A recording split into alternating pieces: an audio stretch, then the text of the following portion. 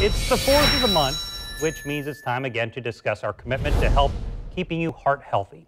No one knows the importance of taking care of your heart more than someone who's survived a heart attack or a stroke. Joining me now to share her story is Sherry Pinkstaff. She's a professor at UNF who had a stroke the day after Thanksgiving last year. She was 39 at the time. Good morning, Sherry. Thanks for coming on. Thank you. Tell me what happened.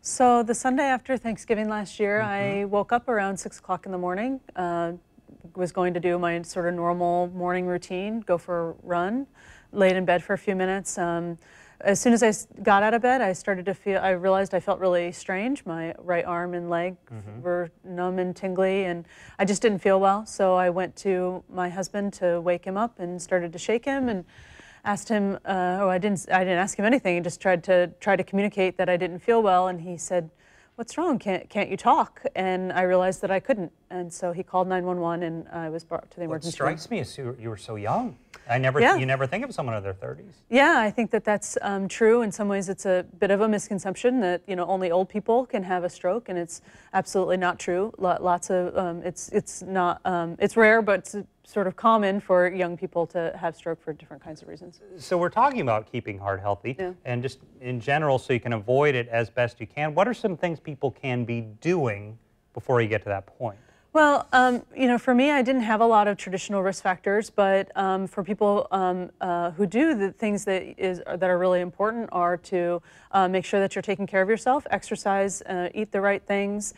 For me, I think that those are the keys to having such a good outcome, was the fact that I regularly exercised before I had the stroke and continued to do that after I had a stroke. So to clarify, you're saying after the stroke, without some of that help with the healthy diet and exercise, you may not have recovered as well? I think that that's absolutely true. I think that was really the key for me to having such a good outcome, was that I was already very healthy. And talk to me a little about what people need to look for. It's something, there's been a big marketing campaign out there to be able to identify it. Yeah, absolutely. The key to recognizing stroke is to recognize some common things.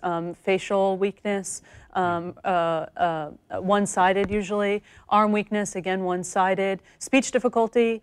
All these things are things that I had, and then the last thing is time. Is that it's really important to call 911 right away. Don't drive yourself or have somebody else drive you to the emergency room.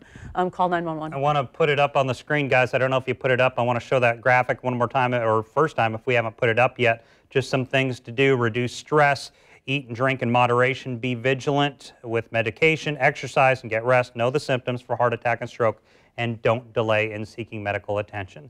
And Channel 4, together with doctors at Baker Gilmore Cardiovascular Institute and our friends at Walgreens, have put together a Take It to Heart 4-on-4 challenge on the 4th of every month. We remind you of the 4 steps. First, learn the symptoms and see how heart disease in women is different than in men. Second, know your risk factors, like whether you're diabetic or have elevated cholesterol. Step number 3, stop smoking, or if you don't smoke, make sure you spread the word how deadly that habit is. And finally, step 4 of the challenge, exercise. Something as simple as walking will put you in the right direction. Anyone can take the challenge. If you're ready, head to news4jax.com and do Take It for Heart. And once again, thank you, Sherry, for coming on. I really appreciate you sitting down with us. Thank you so much.